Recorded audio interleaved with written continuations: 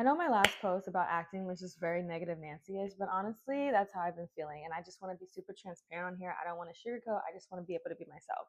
But one of the things that I am doing is I'm participating in the Great Lock-In of 2025. And I just felt like it was necessary for a lot of aspects of my life.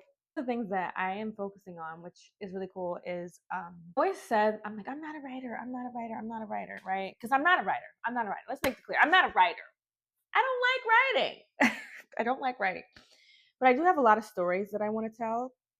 So I told myself during this lock-in that one of the things that I want to accomplish during this lock-in is having a completed script. I'm like, Tristina, please, for the love of God, please complete a script.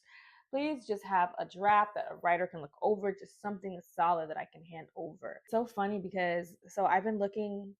My first step is to look through a script a day. Like I go through all my different emails I've had forever over the years, and I go through a script a day.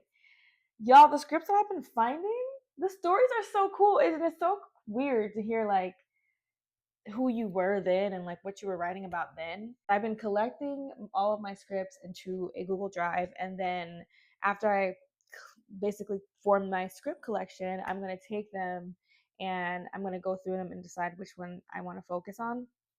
So that's how I've been like, tapping into the acting side. I'm like, okay, let's do this. And let me just say that I am blessed. Like I did work once this year, but working once this year is still a blessing. And I'm so thankful to that casting director, to that production team for having me, and that show for having me. So I am grateful for that. And like I said, I'm in class.